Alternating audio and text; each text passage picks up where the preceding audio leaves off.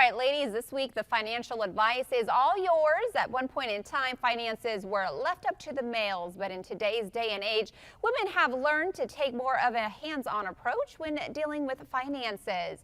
Jennifer joins us now from Evans Financial Group to talk to us about 5 things us ladies should be involved in, and if you already are doing these things, you're ahead. But for those of us who aren't, let's get some great financial advice now. Jennifer, how can we better equip ourselves? Well, very good question. So typically, women who are single, they are relying solely on their income. They're the ones that are carrying all the burden when it comes to their household expenses.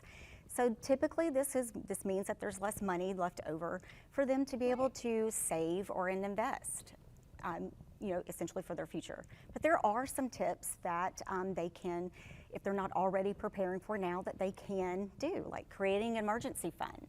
This should be a #1 priority for everyone. And Jennifer, how much should be in that emergency fund? So we always recommend at least 6 to 9 months of expenses to be set aside in this separate account that is easily, for them to easily be able to get to. Okay, so fixed expenses. Yes, okay. So anything, yes, because life happens, emergencies happen, and unfortunately, there might be, unforeseen expenses, car repairs, home repairs, AC might go out. It's Louisiana, right? That's happening Might right need now. a tire because the roads are terrible. Absolutely. Life be lifing. Okay. Absolutely. So that would be what this emergency fund is for, instead of having to rely on a credit card or take out a loan to pay for that expense. And what about tracking expenses? So that is very good.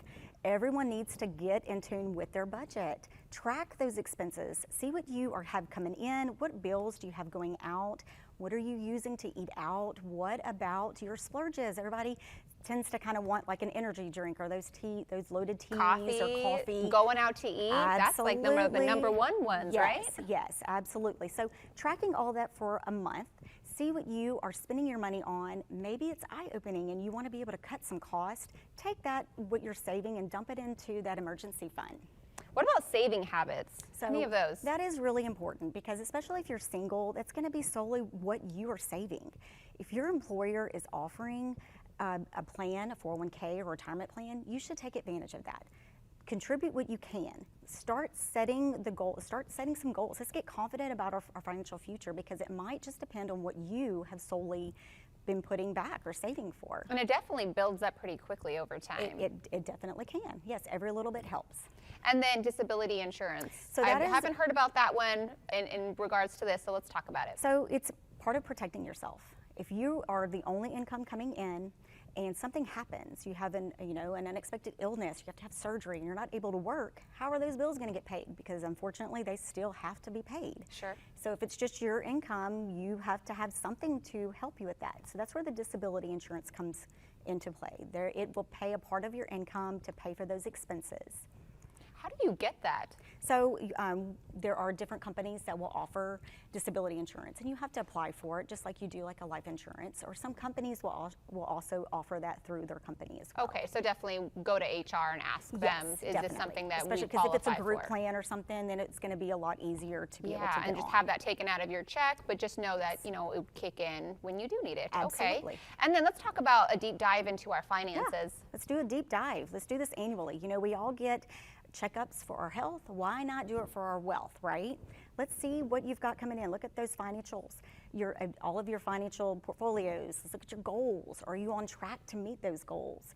And then let's kind of look and see, would you have unexpected, there might be some other expenses that are coming up. Are you moving? Do you have a child that's going to start driving? That's a big expense. I know that one. Oh yeah, One because getting a new car and then the car insurance, right? Yes, and that's absolutely. pretty high when they're that young, right? Absolutely, it sure is, especially if you have a boy. But those are expenses that you might have to kind of adjust your financial portfolio, kind of make some adjustments if needed. But the overall thing is we want you, especially our women, to be confident in their financial future. That's the biggest thing, because they need to know what's going on, and if you're confident in what's going on, then you're prepared for that, for your future, essentially. Awesome. Well, thank you so much, Jennifer, for being here today and sharing this great advice for us ladies, because we do need to, be more active in this role as well. Absolutely.